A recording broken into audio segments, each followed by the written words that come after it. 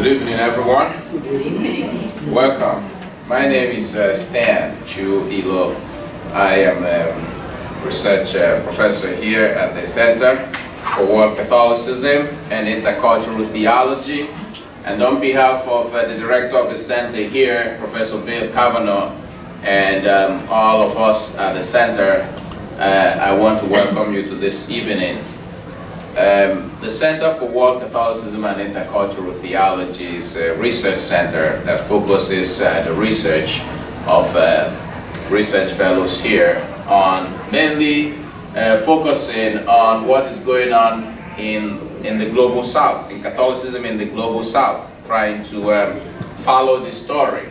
So we also have visiting professors and scholars from the global south coming in here once in a while to do research and to share their experience and also to share the story from the global south with us. That way we're able to keep a pulse on what's going on in the context of global Catholicism.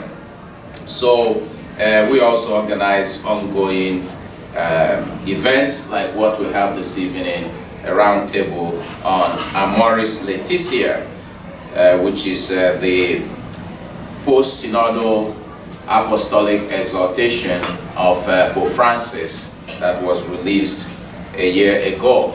So we are lucky that we have a formidable team of experts who are here with us to discuss on aspects of Amoris Laetitia. So the format for the evening is that I will invite each individual speaker to make their presentation, and when all three have spoken, then all three and I will be here then to open it up for a conversation. This is a roundtable discussion. So I will ask you to be patient so that all three will present. You can keep your questions, the conversation point you want to bring, and then at the end of the three presentation, we will then invite the three speakers to engage each other and then engage the audience. So the first speaker today is Dr. CAROLYN CHAU. Dr. Chau's research examines the shape of contemporary Catholic witness and mission in secular cultures such as that of Canada. Her book, Solidarity with the World, Charles Taylor and Hans Urs von Balthasar on Faith, Modernity and Catholic Mission, was published last year by Cascade Books, and it mines 20th century philosophy and theology for the question of dynamic and attractive Christian witness in post-Christian cultures. She's currently working on a publication on Catholic Christian ethics and has recently completed articles on the legacy of Vatican II, Asian theology and the Catholic community, and peacemaking and social innovation in Christian faith-based communities such as TERESA and LASH. Dr. CHAU serves as Associate Director of the Center for Advanced Research in Catholic Thought and has contributed regularly on the online forum Catholic Theological Ethics in the World Church, an initiative of American moral theologians James Keenan, S.J. She also serves as a theologian on the Roman Catholic Evangelical Ecumenical Dialogue, co-sponsored by the Canadian Conference of Catholic Bishops and Evangelical Fellowships of Canada. She received her MA in Philosophy from McMaster University in Hamilton, Ontario, Canada, her MD from Yale, and she received her PhD from the University of St. Michael's College in Toronto. And just a footnote there that both of us took a course at St. Michael's on, I think, Aquinas, Augustine, and Lonergan. So she's an outstanding, intellectual, and I'm sure that she'll be able to, whet our appetite about some of the issues there. So please join me in welcoming Dr. CHAU. Well, thank you, Stan, first of all, for that very comprehensive and generous introduction. You might wonder why theologian who focuses on Canada has been asked to talk about the church in Asia. And I just want to say that I'm very grateful for Bill and the Center for World Catholicism and Intercultural Theology for indulging this growing edge of my research, which is on Asian Catholicism. So this is a wonderful opportunity and pleasure to be here. So thank you very much. So one of the things that Amoris Laetitia has been, can you hear me okay now? Sorry, just stand right here.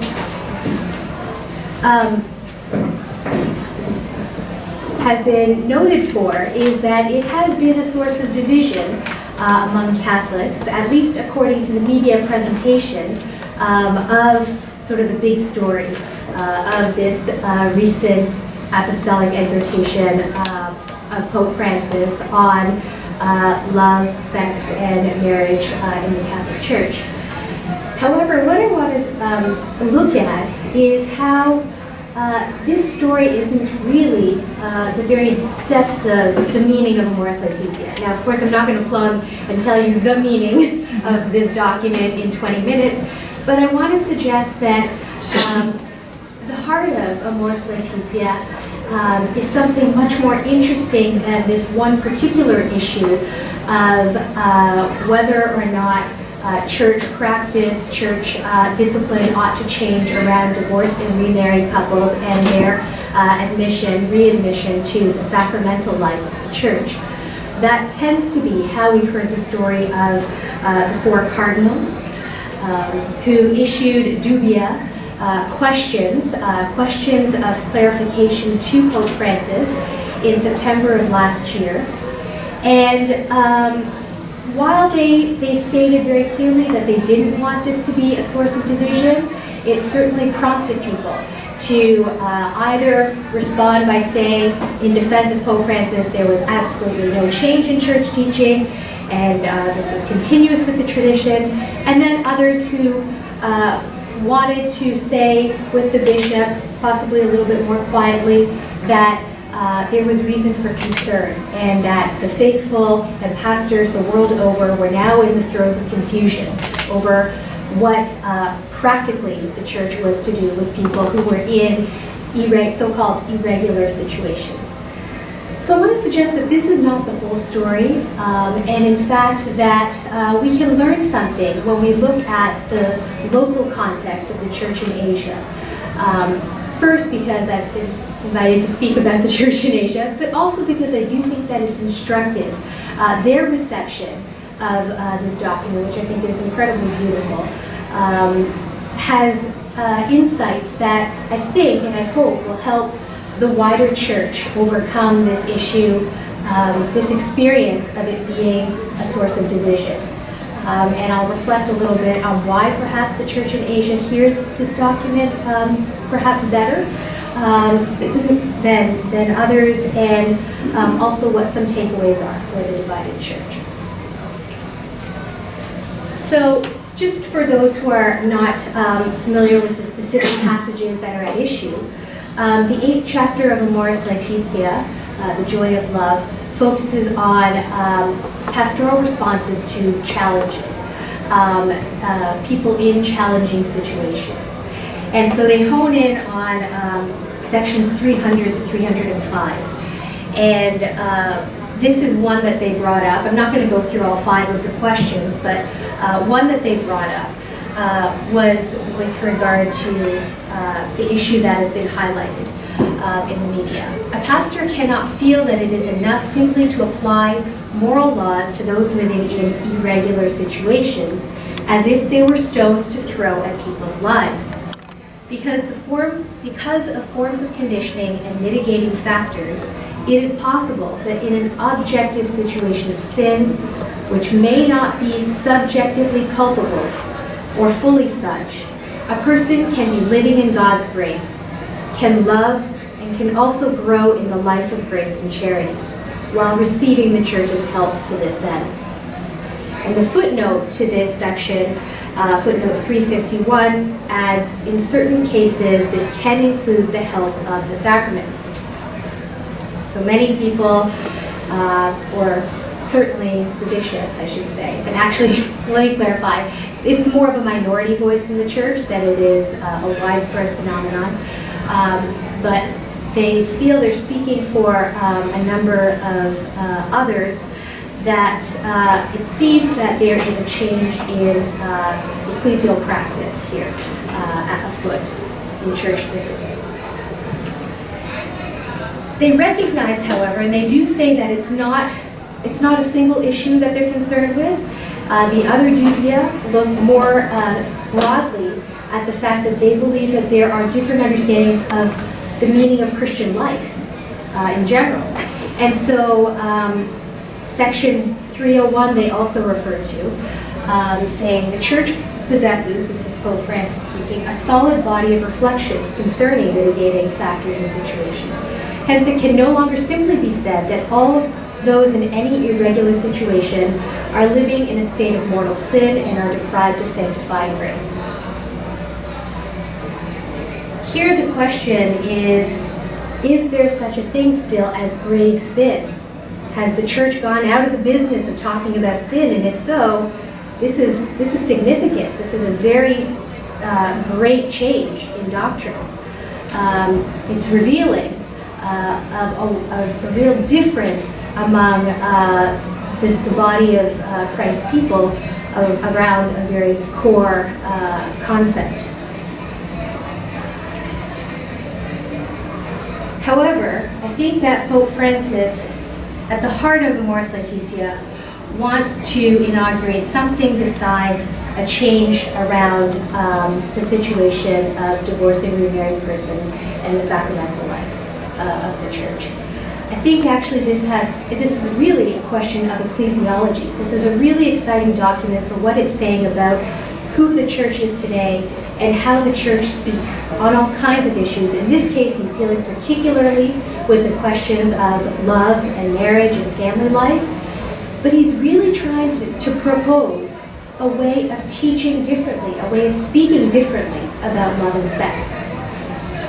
And as all good documents do, they tell you from the outset what they're going to be about. And so right at the beginning of Amoris Laetitia, section 3, Francis has this wonderful introduction to how he's going to think about love and sex in this apostolic exhortation.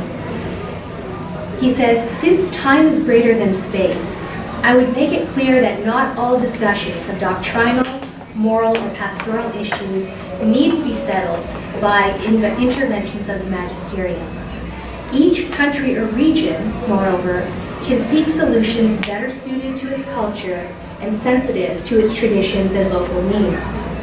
For cultures are in fact quite diverse, and every general principle needs to be enculturated if it is to be respected and applied." End quote. And that last bit, he's quoting from documents such as Gaudium et Spes and Evangelium. We can see here that there is something of Pope Francis's vision that has to do with an invitation, a spreading out. In ecclesiological language, we talk about it as decentralization. We talk about a shift from Roman centrism to a move towards the local churches. Right? We talk about it as a desire to empower local churches to discern. And while we can have that discussion, that ecclesiological discussion, I want to situate it not in a post-Vatican II dialogue about Roman centrism and local church. I think Pope Francis realizes that the church needs to touch down. It needs to be on the ground. He's talked so much about a church of the poor, for the poor, a church as a field hospital, a church that's dirty in the streets, and that's what I think is really moving him. He's really moved by needing to root the gospel in the lives of real people, real families. And so I think that the most interesting thing Amoris Laetitia is about, its real meaning, among other things, has to do with the church moving in a new direction. It's the how, it's the method. And for those of you, I think I see a couple of students, maybe you're all students here, but in Vatican II, there is this discussion about what was really new, did anything happen? And a well-known commentator on Vatican II, John O'Malley, has talked about it as the main thing that has happened is a shift in tone, right? It's the pastoral tone that made all the difference in Vatican II. It's not what was said, it's how it's said. And I think here Francis is doing something very similar. So let's take a look at how Amoris Laetitia has been received in Asia. And the first thing to say is that it has been received with a great deal of joy, a great deal of affirmation, and a great deal of action. In terms of clergy, in terms of the hierarchy, immediately there was, or in September of last year, there was a Hindi translation of Amoris Laetitia released, so as to disseminate it more widely, particularly in the north. We also had the Federation of Asian Bishops' Conferences, so the umbrella organization of all the bishops' conferences in Asia, dedicated their plenary assembly in December of last year to this document, to the Church's reflection on family life and marriage. And they produced this document, The Catholic Family, Domestic Church of the Poor on a Mission of Mercy. And it's a fantastic piece that really sort of puts into practice this question of discerning locally. So we'll talk about that.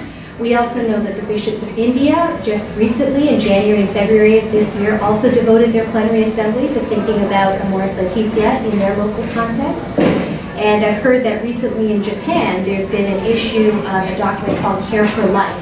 So the bishops of Japan have also thought along the lines of what Amoris Laetitia means for them in their country, and have been sympathetic in tone to those particular passages concerning divorced and remarried couples. And there's local orders too, local missionary orders in Indonesia that have taken Amoris Laetitia as a guideline for their practice of ministry to families. So a lot has happened in this past year. Going back to that FABC document, Domestic Church of the Poor on a Mission of Mercy, they've really applied the question of discernment and named some of the problems and the challenges that many of us are already aware of in the Asian context. Among them, that Catholicism is a minority religion in the East. It is far outnumbered by those who are adherents to Buddhism, Hinduism, also Islam, and Taoism and other Chinese religions. So it is a minority church, and it is a church of the poor. It is materially poor, and that reality of poverty becomes a social driver for so many other ills that we're familiar with. So human trafficking, organ harvesting, a whole host of practices, migration, the situation where we have a lot of migrant workers in the East who then are separated from their families by large geographical distances over a great deal of time, right? And as the bishop put it, a remittance check is hardly the way to nurture a family relationship. And so a lot of the ills that the family suffers, another key element of local challenge is patriarchy, that within a lot of these cultures, the patriarchy is a reality, and we see it manifest in child brides, we see it in the dowry system that remains in parts of the East, and there's also the phenomenon of a great deal of interfaith marriages. And so that too has been something that the church has struggled with, the Catholic Church in the East has struggled with. We'll talk about that in a moment as well. On the whole, the Asian church has really been incredibly hopeful, though. In the midst of discerning all of these challenges, what you see is a real sense of empowerment. So they have gone about creating a number of proposals as well. and really taken that message of formation to heart, that message of ministry and journeying with those who are struggling. And so they talk about the need to participate in conscientization, okay, so building awareness of the struggles of migrant workers and refugees, finding a way to help societies build networks among families, and to concretely support families who are migrating and the countries that they are leaving and the people who are left behind. They talk about the need to work to create a just family wage and to focus on job creation for people in their churches. They talk about the importance of forming families in terms of not only marriage preparation, but those who would help minister to families, so clergy, pastoral associates. And so I would say that the hope there is that they feel empowered to do what they have been doing, which is to journey and accompany with struggling families, to be pastoral and to be concrete. And an Asian American theologian, Jonathan Tan, has written about how the FABC, the Federation of Asian Bishops, conferences have always had as their method contextual theology. He calls it theologizing at the service of life. So for them, it is just their way of doing things, that they don't start with metaphysics, they don't start with doctrine, they start with the problems on the ground and attend to doctrine from there. So this is very much in keeping. I would think that they would find more, and it seems as though they find Amoris Laetitia very hopeful in that way, an affirmation of their existing practice. They're also empowered to offer mercy. One of the bishops, Archbishop Socrates Villegas of the Philippines, was very affirming of Amoris Laetitia and spoke out saying, mercy cannot wait, mercy must not wait. Now, it's up to people to discern whether that means that in the Philippines they're going to change church practice around sacramental life and divorced or remarried persons. Some people have taken in that direction, but at the very least they're very sympathetic to that message of mercy. And then also I think that they would find hopeful in Amoris Laetitia that call to be a source of healing for families that struggle and a source of unity. And in part, again, that's very much part of what it means to be the church in Asia. Peter Fan, another very noted American and Asian American theologian, has talked about the orientation to harmony and peace, universal harmony and peace, that is there among Asian peoples, not only in the Catholic Church, but because so much of their spirituality has that undercurrent of harmony and peace. And so one of the recommendations that they also called for after the release of Amoris Laetitia is a dialogue of life with other religions. And they say, in fact, that that's not an option. That in Asia, Catholics must live, work, breathe, and be in solidarity with people of other religions because that is the fact of their life, their shared life. Now, that's not to say that the church in Asia, and in particular various local churches in Asia, don't face some real challenges in implementing Amoris Laetitia. Some of the local conferences found, for example, the Plenary Assembly in India in January, February of this year, that there is widespread use of contraception in India. In the Philippines, reports have come out that there are a lot of cohabiting couples, and it is due to those mitigating factors that Francis is talking about. The perceived expense of a wedding, right? And due to poverty, this is just not realistic for many couples. In Korea, they have spoken out about the fact that their churches, their Catholic leadership has been historically very authoritarian and very clerical. And so the fight to move away from clericalism and to move towards empowerment, right, is going to be quite a jump for the Korean church, it would seem. The FABC has talked about how there's much persecution of Christians. Again, as we've said, it's a minority religion. Catholicism even more so in the East. And then, again, that call again and again in the joy of love to formation is something that may well be very challenging to implement in Asia. An Indian theologian, moral theologian, Shaji Kochuthara, has talked about how catechesis in India has tended to be more along the lines of sharing official teaching of the church, not so much critically appropriating that teaching, raising questions about it, embracing it in a fulsome way that involves challenge and reflection. And so what he calls moving towards a mature notion of conscience may be something that's, again, going to take a great deal of effort in the Indian context. And then Astrid Lobo-Gajiwala, who is a Catholic laywoman, who is a very outspoken theologian as well on the issue of interfaith marriage. There's a picture of her with her husband, Kalpesh, who is Hindu. We would say, and has said for many years now, she's been working on this for the past 30 years, that clergy need to be in a deep process of formation with regard to how they engage with interfaith couples. And she, with a couple of Jesuits and 6 other women, recently released a document looking at the way in which interfaith marriages are both a source of joy and a source of incredible pain and struggle for them.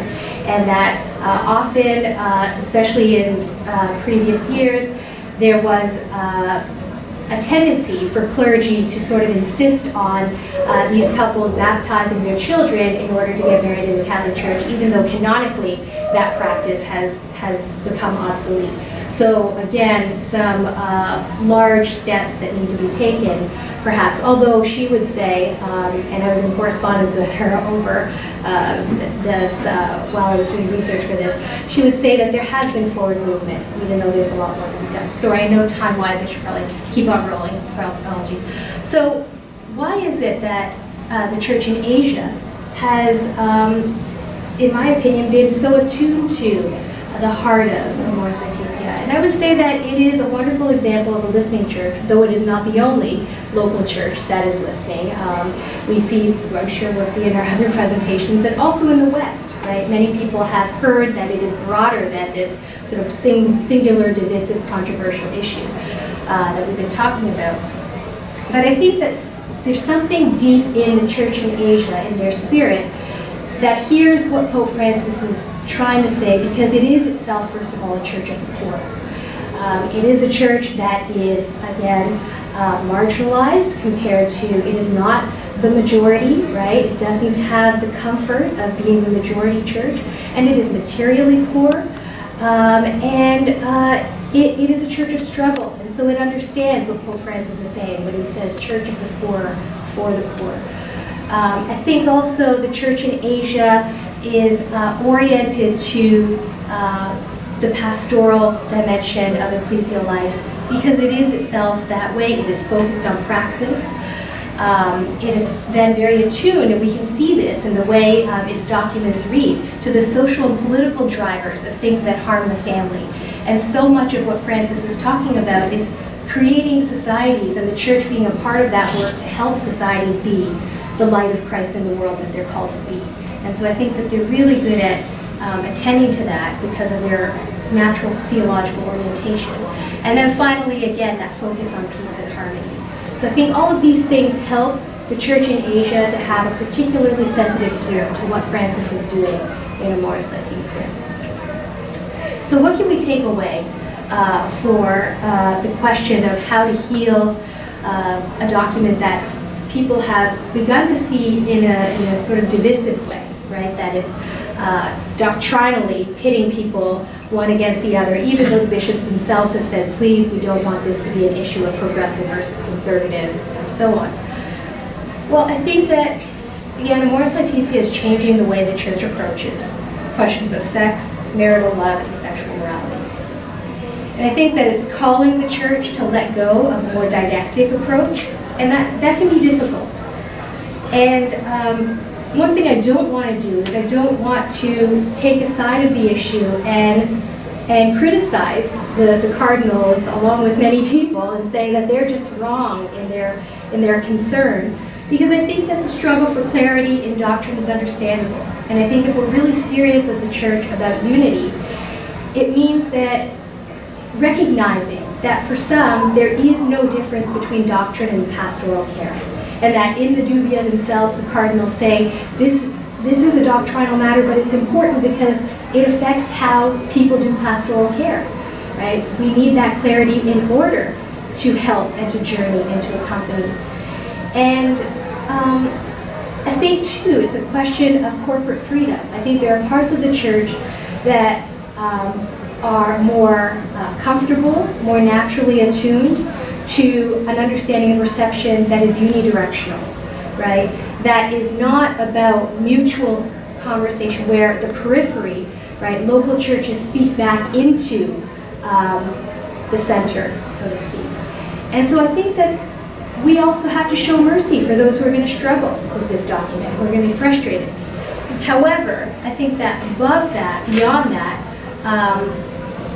beyond recognizing that this is a challenge to implement, the need to show mercy as a church is imperative, and that we cannot move away from. The work that I do on secularization really tells me that that it is urgent for the church to reflect the face of Christ in the world and the face of love and mercy in the world, because no one's listening to us. And so the takeaway in the realm of sex and marriage, what does mercy look like here, is acknowledging the complexity of marriages and families, is attending to and accompanying suffering, examining the root causes of suffering and seeking to address them, and to remain in the truth. So I want to clarify that mercy is not the same as laxism, it's not the same as sentimentality, that it is always firm in the truth, but it is seeing that people are larger than their circumstances and their failures, and that is the truth of all of us as children of God.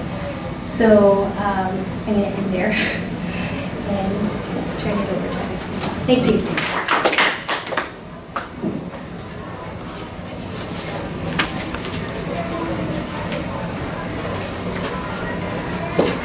Thank you very much, Dr. Chow. And our next speaker is Dr. TERESA DELGADO. Dr. TERESA is the director of the Peace and Justice Studies program, as well as associate professor and department chair of religious studies at Iona College, New Rochelle. She received a doctorate in systematic theology from Union Theological Seminary in New York City. Her interest and scholarship reflect upon the experiences of marginalized peoples to articulate a decolonized theological ethical vision. She has published extensively on issues ranging from diversity in higher education, transformational pedagogies, constructive theology and ethics, and justice for racial, ethnic, and sexual minorities. Dr. DELGADO is completing a book entitled Prophecy Freedom, a Puerto Rican decolonial theology, to be published by Palgrave Macmillan. Since 2011, she has served as president of the board of Westchester Peace Action Coalition, WestPAC, a leading force of social justice activism in New York. Also, as a member of such groups as the Hispanic Theological Initiative Consortium and Forum for Theological Exploration, FTE. She mentors doctoral students of color in theology and religion to nurture their success in the academy, church, and the world. She lives in Mount Vernon, New York, with her husband and their 4 beautiful children. You will agree she has a very formidable profile, and we are so lucky to have you to speak to us. And please join me in welcoming Dr. DELGADO. Thank you so much for this invitation, and just if you can just give me a moment so I can bring up my document on my computer. Well, it is an honor to be here today. I'll bring this over here. And this is my first time actually at DePaul. in DePaul. I passed by DePaul a number of times as I've been here in Chicago, but I've never actually been here.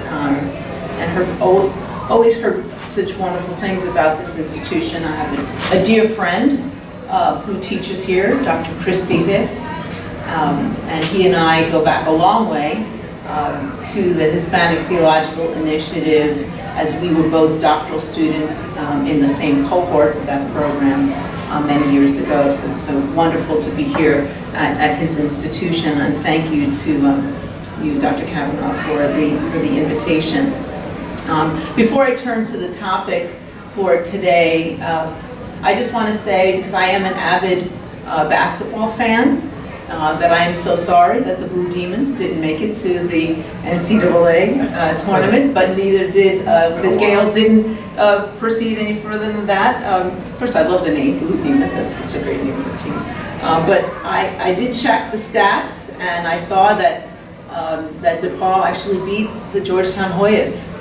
The Mighty Hoyas of Georgetown, so there's another season next The women's team made the NCAA tournament. Oh, okay, so that, I didn't even check that. I stand corrected, thank you very much for that. So I say it's an honor to be here today, and I was delighted to receive this invitation, because for me it created the space to engage this apostolic exhortation in a deeply intentional manner, with an eye to the way that it speaks to and it speaks of suffering communities and struggling families within our larger church. And I appreciate hearing Dr. Chow's reflections today, because in many ways, as I'm sure you'll hear, there is so much that is resonating here from my own perspective. And I just want to say that I didn't really take the task of exploring this document and think that I could speak to it or of it from a global Latin American perspective. But what I have tried to do is to use the lens, my own lens, as a Puerto Rican womanist theologian, and to tease out what I believe are its most prominent themes. So what I did was, in advance of this event tonight, I planned to kind of have, to give an opportunity to present on Amoris Laetitia at Iona College as part of Women's History Month. Kind of did that as also a way for me to make sure that I was engaging in this process in a timely way. It kind of forced me to do that work. So I presented this to the students at Iona just this past Tuesday, and this is the presentation that I gave to them. But I'm going to refer back to some of those slides, but I wanted you to see some of the things that I was trying to introduce to them, and this is to an undergraduate audience, mostly first-year students in my classes that had really no exposure to the documents of this particular Pope, or really any other than the ones that we've been discussing in our classes, such as Peace on Earth and Laudato Si. So this is the context from which this particular paper emerged. And so I'm going to be referring to some of those slides. And I'll go forward here. I try to be a little silly in these things for my Iona students, because I know that they're not going to be wanting to come to these events. And for my role here, I'd like to begin close to where Pope Francis does in the document itself. So as Dr. Chow mentioned, Pope Francis spends a good deal of time, in fact an entire chapter 2, with the challenges facing families around the world. So he begins, so the first chapter, and these are the list of the chapters. He begins the document with a beautiful exposition of the biblical text and sort of grounds this exhortation about the joy of the family in light of the gospel. But the second chapter talks about the experiences and realities of families.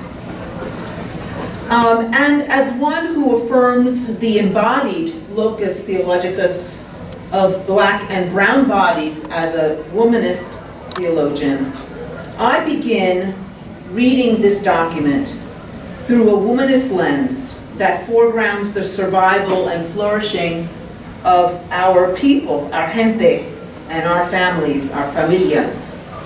And so I'd like to begin with a story. I'm sure many of you have heard of Jeanette Vizquerra. She's a mother living in Denver, Colorado, an undocumented immigrant who has resided in the United States for 20 years. She entered the United States from Mexico in 1997 and was living free from any legal difficulty until 2009, when she admitted to using a fake, not stolen, but fake Social Security number to gain employment.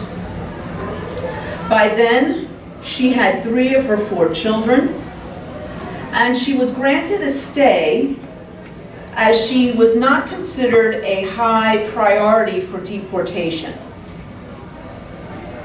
because of her, based on her record. She really didn't have any criminal record.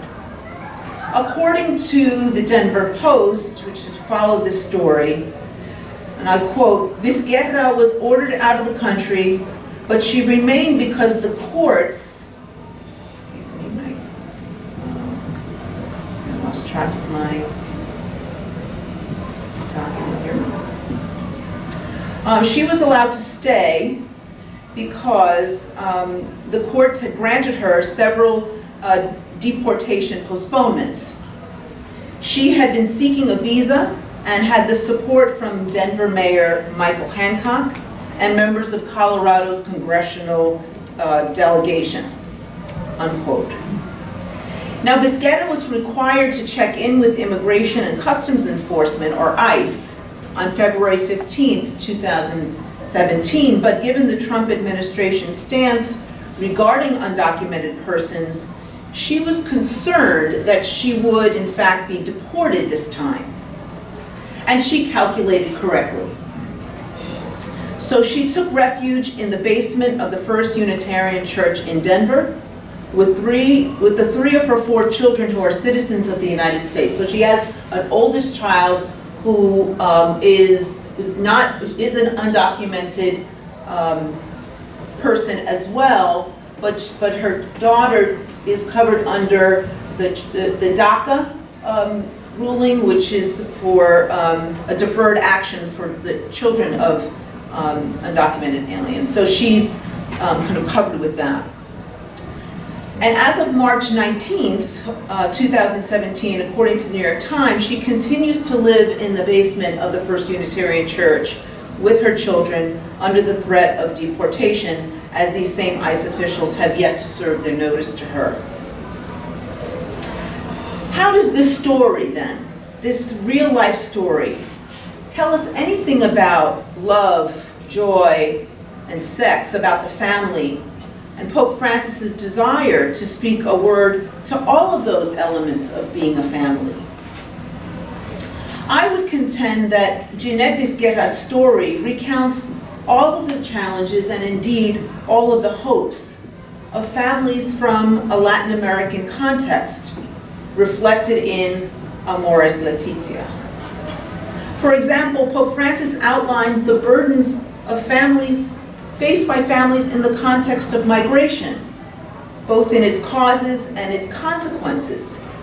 And he states this about migration, I quote, "Furthermore, forced migration of families resulting from situations of war, persecution, poverty, and injustice, and marked by the vicissitudes of a journey that often puts at risk, traumatizes people, and destabilizes families, Migration is particularly dramatic and devastating to families and individuals when it takes place illegally and is supported by international networks of human trafficking. This is equally true when it involves women or unaccompanied children who are forced to endure long periods of time in temporary facilities and refugee camps, where it is impossible to start a process of integration. Extreme poverty and other situations of family breakdown sometimes even lead families to sell their children for prostitution or for organ trafficking. This is in paragraph 46 of chapter 2. He goes on to speak of the conditions of poverty facing families. And again, this is the reality of so many families in Latin America, and indeed reflected in the story of Jeanette Vizquerra. And I quote again, "If a single mother has to raise a child by herself and needs to leave the child alone at home while she goes to work, the child can grow up exposed to all kinds of risks and obstacles to personal growth. In such difficult situations of need, the church must be particularly concerned to offer understanding, comfort, and acceptance, rather than imposing straightaway a set of rules that only lead people to feel judged and abandoned by the very mother called to show them God's mercy. Rather than offering the healing power of grace and the light of the gospel message, some would indoctrinate that message, turning it into dead stones to be hurled at others." And that comes from paragraph 49. I'm going to go to this. This is some of the realities that he's starting with, and that I'm also using as the lens that I'm looking through. Finally, Pope Francis draws close to concluding this second chapter, but not without naming the reality of violence against women. And he says, "I think particularly of the shameful ill treatment to which women are sometimes subjected, domestic violence and various forms of enslavement, which rather than a show of masculine power, are craven acts of cowardice. The verbal, physical, and sexual violence that women endure in some marriages contradicts the very nature of the conjugal union. I think of the reprehensible genital mutilation of women practiced in some cultures, but also of their lack of equal access to dignified work and the roles of decision-making." And this he speaks about in paragraph 54. Each of these moments of what John Sobrino would call a fidelity to the real reflects a recognition that forced migration, poverty, and violence compromises the mere possibility of love, joy, and yes, even sex, if one understands sex as an occasion of love's generativity, broadly speaking. In other words, how can we begin to speak of the joy of the family, the joy of sex, the joy of love, when one's reality is circumscribed by fear above all else, as in the case of Jeanette Vizquerra, as in the case of so many people in Latin America? Where is the joy as she is faced with the possibility of being separated from the family she loves and who loves her? To me, these questions beg yet another. How does God's love encounter us in this reality? And is the church the mediator of God's love in this reality? Based on the reactions I've witnessed, and we've heard some of them from Dr. CHAU, from various voices from the church, clerical and lay alike, and I won't name any names, you name the four, but there are others out there. It seems that there is less concern about Amoris Laetitia's mediating God's love, and more concern about it mediating what is understood to be God's law. Specifically, the main concerns over this document are centered on its presumed divergence from doctrine around love, sex, and marriage. The critique converges around the interpretations of divorce and communion. And I named this, at least as I posed it to my students, is that a way of encouraging adultery? Some commentators have framed it that way, and they've used this particular element of chapter 8. Dr. Chow mentioned also from that same chapter some of the problematics that are occurring, but this last line that I've posted here is quite telling. No one can be condemned forever, because that is not the logic of the gospel, and there seems to be a great deal of commentary around that phrase about what is really the logic of the gospel. So, is it encouraging adultery, perhaps? The critique also seems to converge around a seeming affirmation of the document about sexual expression that is all about the unitive dimension without proper attention to the procreative. So are we talking here, is Pope Francis advocating sex for pleasure without attending to the procreative dimension of sexual expression? And that seems to be converging around his statements in chapter 4. And then, if that weren't enough, the critique seems to converge around a perceived nod toward same-sex unions. Going back to chapter 2, where Pope Francis acknowledges that there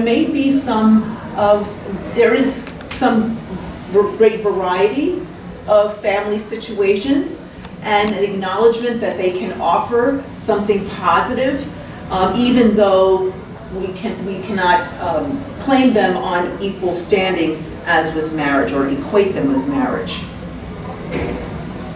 And I don't mention it here in the slides, but I also have seen a critique of the chapter on the education of children, because that chapter, in the eyes of this critic, didn't pay enough attention to combating the damaging sexual education of secular society that distorts children's understandings of their bodies and the true goals and ends of sexuality. In other words, secular sex education focuses too much on masturbation. That was part of this critique, and why doesn't Pope Francis's document say more to combat that? So I ask myself this question then. Why are these not the pressing issues for me as a Latina womanist in my reading of Amoris Laetitia? Why is the frenetic outrage over this document, even as some have called for its retraction, not shared by me? I turn back then to the womanist theological lens that I employ, that privileges and foregrounds the reality of those black and brown bodies who are suffering the absence of joy and love. And let me stop there by just to say that I claim myself as a Latina womanist theologian, Puerto Rican of the diaspora, because it is my way of attending to the African presence historically, culturally, physically within the Caribbean and within the Latin American experience that often gets dismissed and overlooked in Latin American theological expression, quite frankly. And some of that has carried over into the Latino context of the United States. So my claiming a womanist lens is saying that I refuse to allow the African presence and expression to be dismissed, because I can't do that in my own body, and I can't look at my own Afro-Latino children and make that claim. So it's a personal affirmation, and it's a theological affirmation. I hear the stories like that of Jeanette Vizquerra, and I feel their pain. not only within the context of their respective families, to which this document turns our attention, but more importantly, in the context of a church that often does not treat its members as family. In other words, through my view from the underside, I read this exhortation as a prophetic call to the ecclesial community itself to be self-reflective and examine itself honestly, directing toward itself the following question: are we attending to our own family members, our Catholic sisters and brothers, with love and joy and generativity in the way that we are asking families to attend to themselves? Recalling the key themes articulated at the onset of this document, and I'll go back to what those real main themes to me have been. That is, to persevere in a love strengthened by the virtues of generosity, commitment, fidelity, and patience, and to encourage everyone to be a sign of mercy and closeness wherever family life remains imperfect or lacks peace and joy. I believe Pope Francis is making a move even bolder than the perceived affronts to orthodoxy. He is challenging the church to, as the prophet Micah reminds us, to act justly, to love mercy, and to walk humbly with our God. I read this as an exhortation to ecclesial justice, mercy, and humility, to live into a new way of being in communion with one another that refrains from the crucible of perfectionism and accepts people as they are in their suffering and frailty, and even in their aspirations in spite of it all. I read this as a subtle indictment of the Church of the Global North, with its power and privilege and self-proclaimed moral perfection, while turning to the Global South, where God is found in the earthen vessels of lo cotidiano, in the everyday stuff of life, challenging the power centers of the Church in their belief that nothing good can come out of Nazareth except perhaps the very Son of God. Emmanuel, God with us. As much as the pages of Amoris Laetitia speaks of the ways families interact with and for their members, mothers, fathers, children, grandparents, abuelas, tios and tias, and of all of the relationships reflected therein, it is speaking to the church itself to be less about judgment and more about showing mercy. To be less about admonishing wrongdoing and more about understanding difficult circumstances. To be less about rejecting those who don't pass the morality litmus test and more about accompanying each other in our frailty toward our better selves. To be less about tearing down critique and more about building up with affirmation. To be less about exclusive access to the inner sanctum of sacramental life and more about welcoming the stranger, the foreigner, the sinner into Eucharistic celebration. To be less about the criteria of personal piety and more about breaking bread in imperfect communion. To be less about controlling how we initiate our engagement with the holy and more about allowing the grace of the holy to pour over us, unmerited and free. This is how God's love is encountered in our present reality of family life, as immediate and as church family. This is how the church can be a mediator of God's love, and this is what I believe Amoris Laetitia is calling us to do. Let me conclude by saying that I'm ever the skeptic when it comes to any official anything emerging from the hierarchy of the Roman Catholic Church, truth be told. And I reserve the same caution with Pope Francis, to be sure, but I'm encouraged. Yes, my courage is animated because in the intention of this document, I see a word of hope and promise for Jeanette Vizquerra and so many other people like her who are seeking refuge and sanctuary in a church that is not dismissive of their wrongdoing, but does not allow that wrongdoing to stand in the way of God's unconditional embrace of love, generativity, and joy. The underlying foundation of this document is an abiding belief that all have fallen short of the glory of God, and yet God loves us regardless. We are not perfect, but we don't have to be. What would it mean if this principle animated the way of the church in the world? If it were so, we would understand the true gift and blessing of solidarity, of being with each other in our very being, just because we are.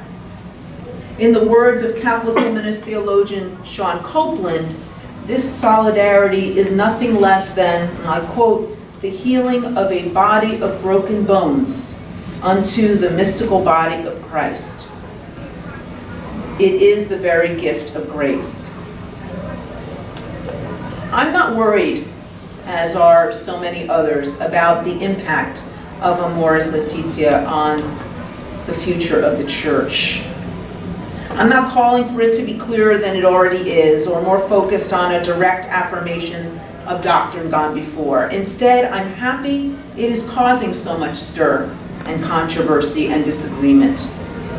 I'm delighted it has forced clergy and lay people to respond, because in doing so, it has shown a light on the church itself, what it wants to be, what it is called to be.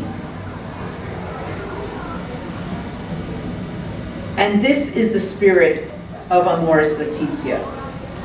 If this provides us with a glimpse of the future of the church, captured in this concluding paragraph in chapter 9, which is about the spirituality of families, if this gives us a glimpse of it, then I am surprisingly hopeful. Thank you very much. Thank you very much, Dr. Delgado, and for anchoring this post-synodal document in this concrete story of Jeanette. Our next speaker is Reverend Professor NICHOLAUS SEGEJA. Right. He's a diocese priest from the Archdiocese of Mwanza in Tanzania. He holds an MA, Licentiate, STL, and doctorate in theology with a specialization in pastoral theology from the Catholic University of Eastern Africa in Nairobi. Professor SEGEJA is a member of the International Theological Commission based in the Vatican City, Rome. Currently, he heads the Department of Pastoral Theology at CHAU, where he also teaches courses such as Fundamental Pastoral Theology, Strategic Pastoral Planning, Team/Collaborative Ministry in the Church, and many other courses. He is also a visiting professor at Hekima University College, that is the Jesuit School of Theology, and Don Bosco Utume Salesian Theological College, both in Nairobi.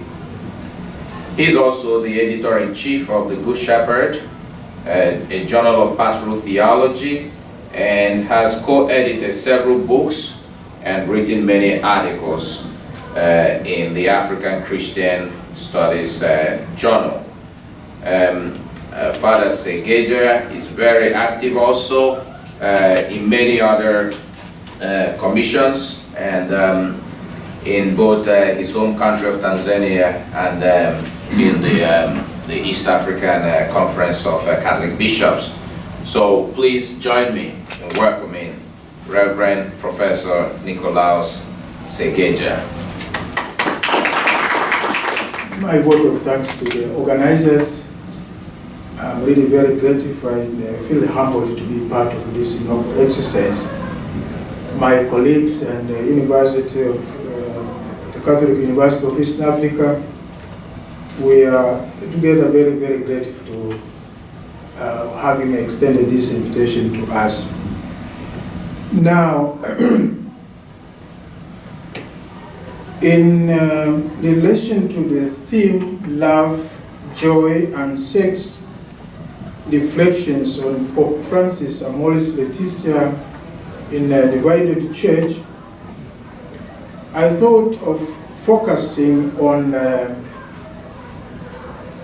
resonance, the importance of this document in the global south, and precisely focusing on the hopes and the challenges the document apparently brings to Africa.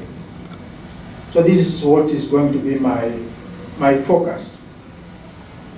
I'm aware, though, that this document has already caused some debate and controversy, at least in some places, even in Africa, perhaps more than any other document in the last few decades of history of the church. I may not dwell in that debate.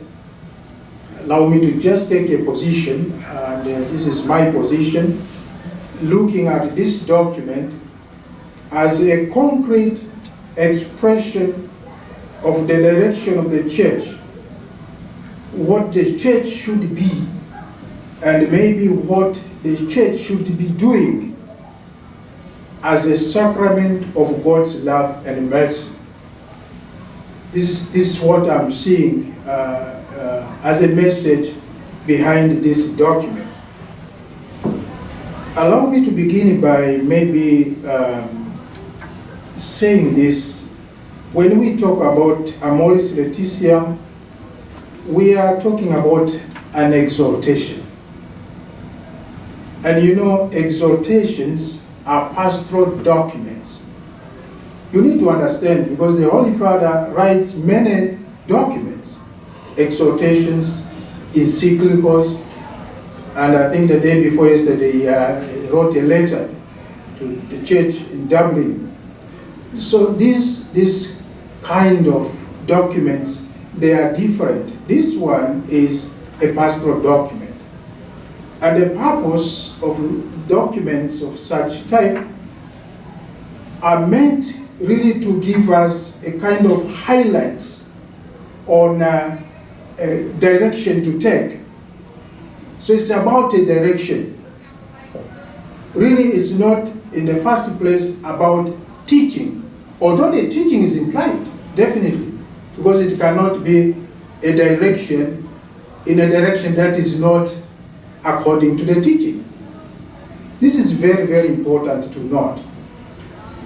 But the most important thing is that when you read an exhortation, you better read it in its totality, in its entirety, because it touches quite a number of things, and the danger is always that you take one and you dwell on that, you forget about the other things, you are likely to come up maybe with wrong conclusions.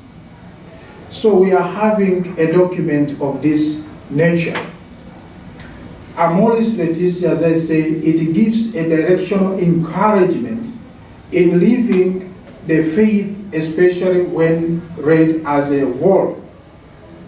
So I'm going to take you through this document, and I will just mention a few teachings, put them together, and bring you to what I think could be the hopes and challenges that the document is bringing to our continent, Africa, and a few recommendations.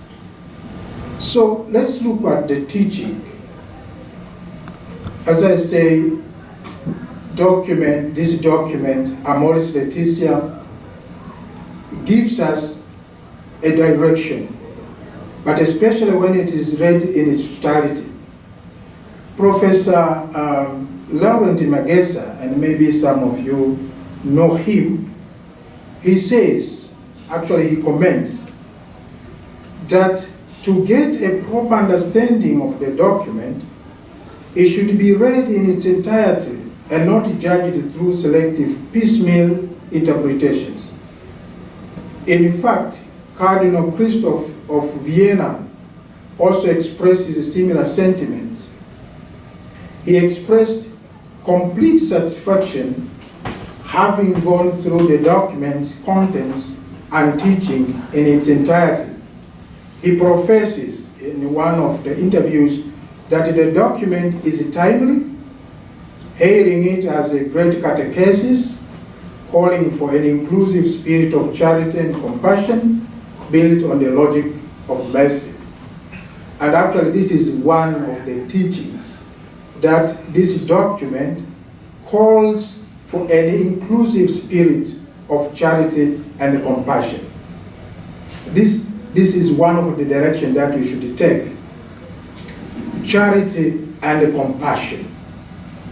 But again, Pope Francis brings another aspect in the same direction. He talks about personal, and my colleague here, he talks about a kind of personal touch in the whole thing. But he says personal and a communal discernment. And so this becomes as another kind of pastoral crescendo, pastoral area that needs concentration in this direction. Actually, a personal and a communal discernment, according to Pope Francis, he wants it really to become a modus operandi in responding to the challenges of marriage and the family life. He wants, or he seeks, to encourage everyone to be a sign of mercy and a closeness, especially when family life remains imperfect or lacks peace or lacks joy. There is another pastoral crescendo, another area of concentration as we move.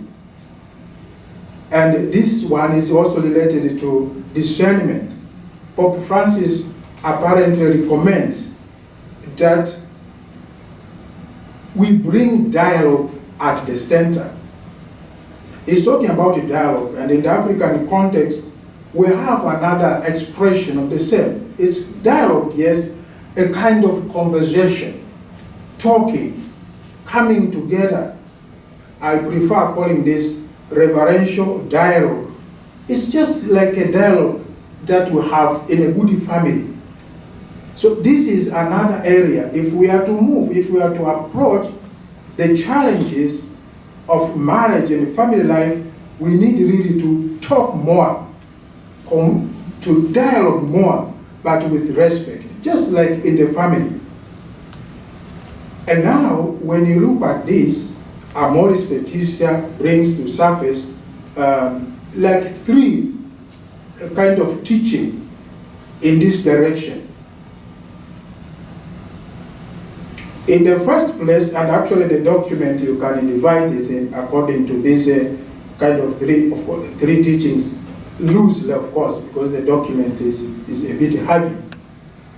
Now you look at this document, part one, it has three parts. Part one is chapter 1 and chapter 2. In these two chapters, Pope Francis, or this document, discusses the experience and the challenges facing marriage and family life. He begins with the experience in the scriptures. He's looking at the scripture not as a reference for teaching, but as experiences of family. But then after that, he brings us to the concrete situations that the families are experiencing today. So chapter 1 and chapter 2 is about the challenges of the families. You go to chapter 3 all to 5, Pope Francis gives a specific approach and orientation.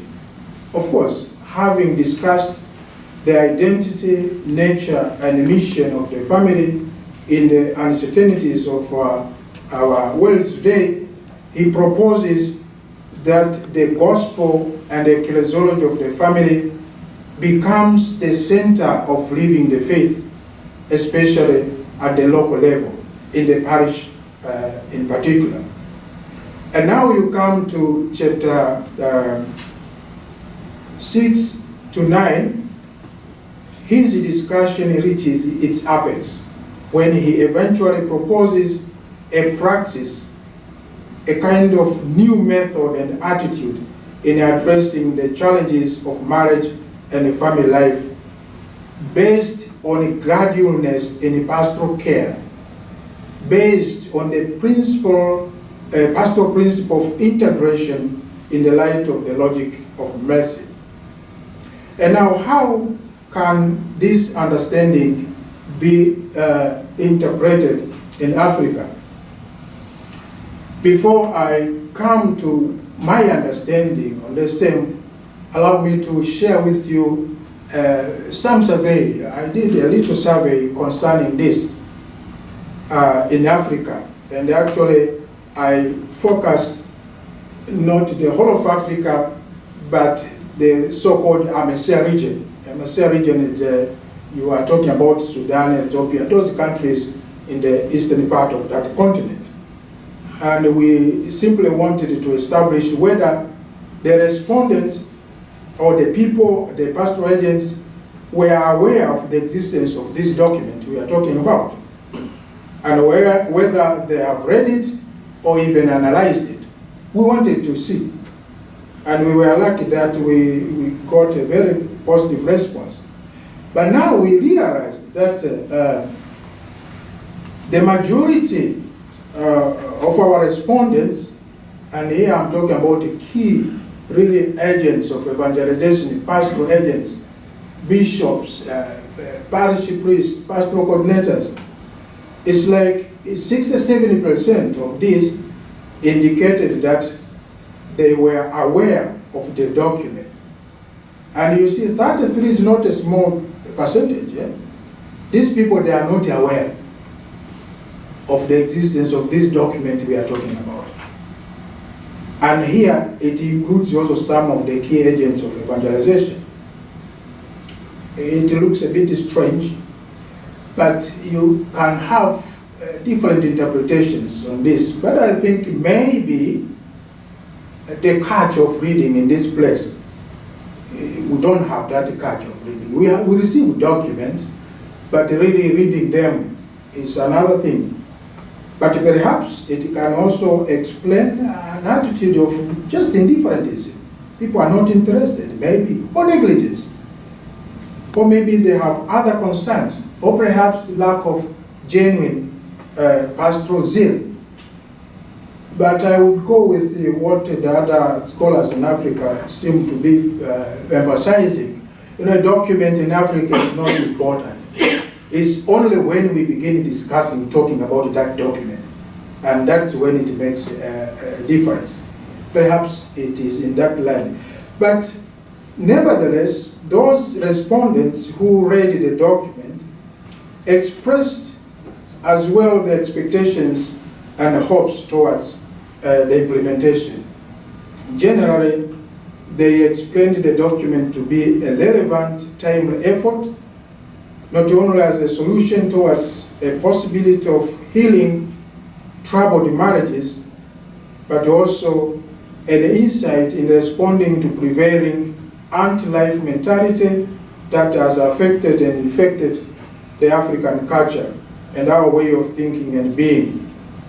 And almost all respondents, including those who have not read the document, confirm the need to introduce a special kind of ministry, both at the diocesan and the parish levels, that will seriously be responsible to facilitate addressing of marriage and family life concerns. And this was also confirmed by the case studies. Time is not on our side, but we had quite a number of case studies where people really showed that this document is good and it is relevant. And I think, in my opinion, and this also confirms my reading, it is really timely, at least to this continent. Now, looking at the teaching of this document, there are two approaches Francis wants to bring in harmony: the practical and the illuminative approaches or ways. In the first approach, the practical approach, which is an inclusive outlook. You see, Pope Francis is emphasizing very much on consultation, collaboration, solidarity, participation, and synodality, like a direction.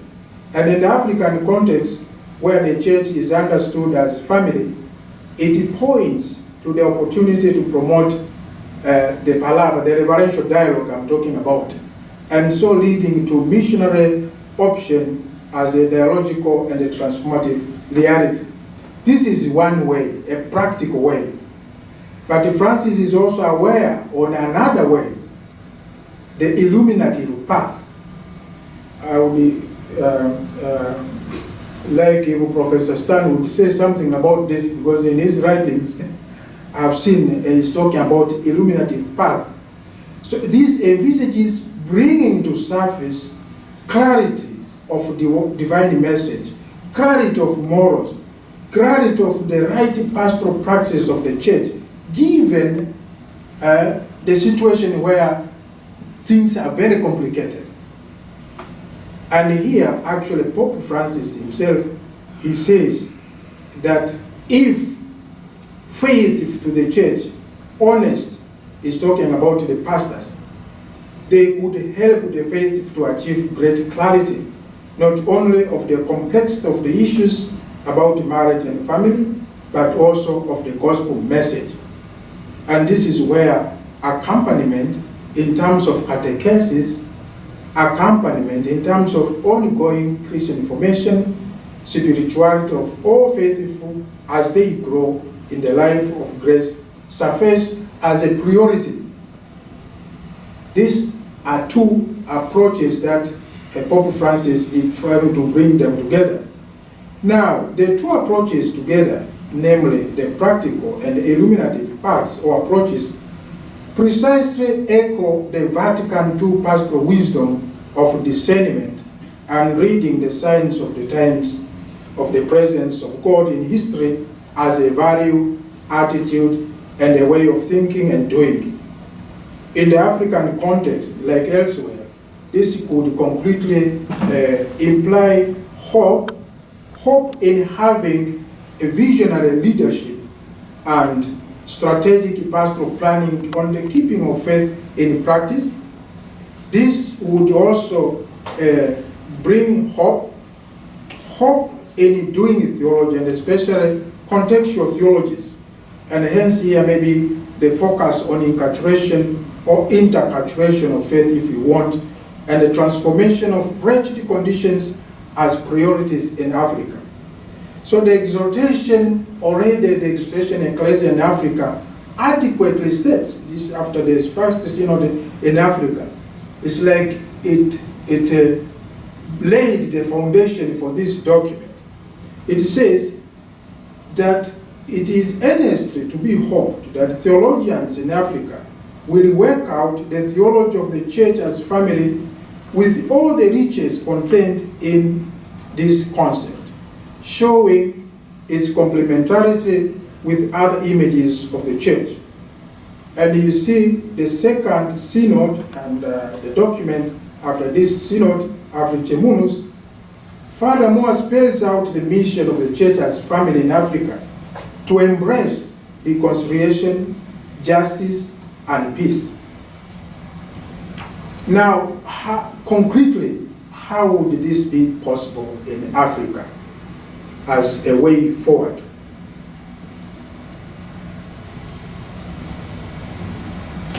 I think, and because you realize that when you talk about planning and doing theology, this requires a serious and a concerted effort towards promoting the culture of critical and creative thinking. And this has to be guided by the logic of mercy in Africa. So I would think this requires, as a way forward, to make sure that our centers of research, these are universities and others, not only that they should be fostered and promoted, I think it is high time that these centers work not only with the pastors, but with the people, especially at the grassroots level. This is one way of doing it. But I think also to bring this to reality, it requires ongoing formation in the catechesis on the understanding of the church family according to Ecclesia in Africa and Amoris Laetitia. And this involves doing theology with the people, especially in the parish setup, for a firm rooting of the gospel and the ecclesiology of the family. It also involves the introduction of new ministries, especially in relation to research and discernment, pastoral care and accompaniment of the couples at different levels, marriage tribunals and the spirituality of marriage as ministries. And I think we need also to make sure that the practice of reverential dialogue becomes a modus operandi in the search for the truth, in the search for the responses to the challenges of marriage and family life. And I think this has also to be rebranded in aspects of life, especially education, health, industry, information technology and communication, and of course in the area of politics and business. And so we also needed to rethink about the formation of small Christian communities as a pastoral priority and a way of being church in Africa. Perhaps it's worth, as I concluded, to also highlight that the engagement of the laity in all this is crucial and should be understood in a broad way, so as also to embrace their secular character. This is especially in addressing the apparently raising and persisting phenomena like fundamentalism, violent and reactive tendencies that we are beginning to see in this continent. There is a lot of corruption, poverty, immigration, and others. And you see findings today seem to suggest a link between the challenges affecting marriage and family life and this phenomenon. And the challenge underlining all these recommendations, I believe, in the first place is the issue of leadership. We really need a very special leadership, visionary leadership that is also prophetic leadership.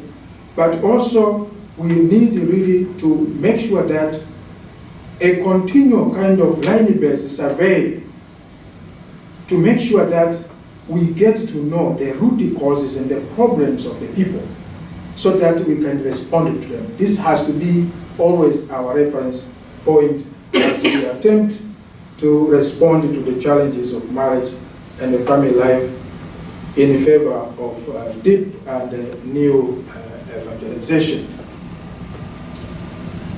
As I said, because you have heard enough from the other presenters, if you don't mind, I decline from the... Thank you so much. I invite the speakers to please step up the podium. We have structured the evening as a round table, so it's a conversation, but we invite you to make your comment or your question very brief. We have the microphone there, and I want to start the conversation by asking one question that I want the three of you to engage in, which is, I just realized that there were two synods before the publication of this document, quite unlike previous synod. So, and during the synod there were a lot of issues raised. So one would have thought that Amoris Laetitia would have kind of been an attempt to bring together these different contending issues. But it seems that after Amoris Laetitia, people went back again to some of the issues. So from your own position, was it that there wasn't enough conversation before the document, or that these conversations, you think, will continue this way for a reasonable time? Do you think there will be a consensus on some of those issues that you all raised? Talking from your own specific research and position in the global south or even here in North America. If you look at this document as a solution, definitely maybe it has caused even more problems than solutions. But as an exhortation, I believe it has helped us at least to put us in a direction. And I believe if we would liberate ourselves from the traditional way of responding to issues in the church, things will work. Because if you look at this and you are trying to get answers, it's very difficult. There are no answers actually in this exhortation. But there are signs towards the answers. I believe if we all come together, listen to each other, and the Holy Spirit, really we give the Holy Spirit the chance to work. Discernment is a positioning ourselves personally and communally so that the Holy Spirit can teach us. Because we are addressing issues which are very, very complicated, and actually the contexts are different. The context in Africa, in Asia, here I believe they are completely different. But we need really to be faithful to address this context. And the second thing is that we should actually really maybe accept what God wants. If you talk with ordinary people, it's like we have no time to suspend things and wait. People are troubled already. And in that situation, we really need, in the first place, to welcome these people so that they really feel that the church is their home. And you see, when people feel at home, there is a secret in feeling at home. It creates in these people a sense of responsibility. And that sense of responsibility, if it grows, it again creates discipline. Because we cannot be having a church without discipline. The only problem you are having is that we are not together. People don't feel at home, and so they are not conscious even of the teaching seriously. So I was thinking, in my opinion, that we allow the direction that Pope Francis is giving us, we come together, we continue talking, and as I mentioned in my talk, perhaps we need really to get to know the root causes of the problems given the context. And that's why I was saying maybe our centers of research and what, they should be working together with the people in the parishes, in the grassroots level there. The problem has been, we have the universities, we have the intellectuals, we have theologians, theologizing, but not necessarily really working with the people. And this is where I see maybe, it is my opinion, I don't have the last word, but I still see hope if we adopt that direction Pope Francis is inviting us to take.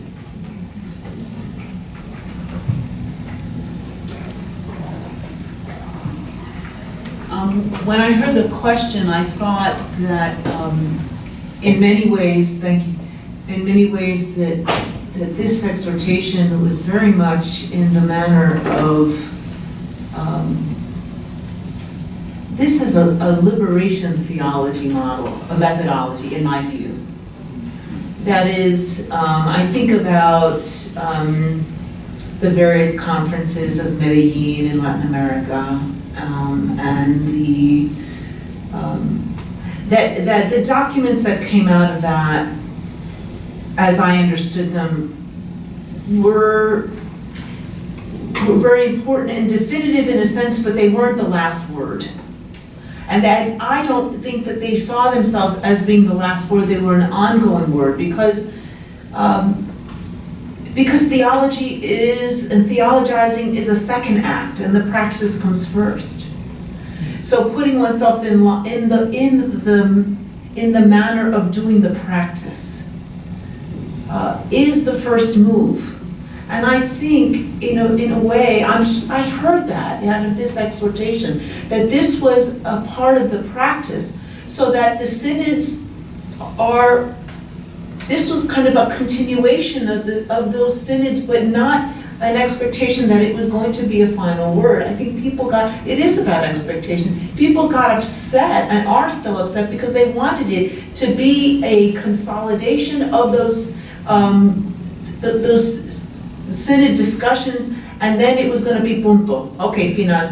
That's we have our theology, and now we go for it. And that's not what's happening here. I think the law of gradualness is operative in this document internally, and I think it's operative if you see this document as part of the way that this papacy is moving, or trying to move the church in a direction.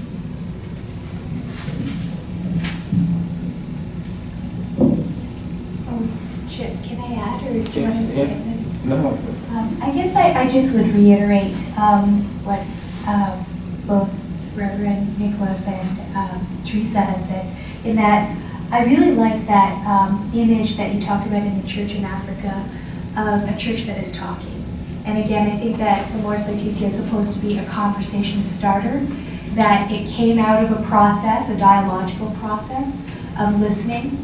And it is a culmination, it's naming something that came out of 2 years, but it is, to use the language of praxis in Latin America, that kind of, Francis is empowering people to take it up in their own local context and to continue that conversation. But I think that that's something that is scary for some people. So I guess from the North American context, where there's so much of a tension between the progressive conservative issue and how there's a lot of breakdown,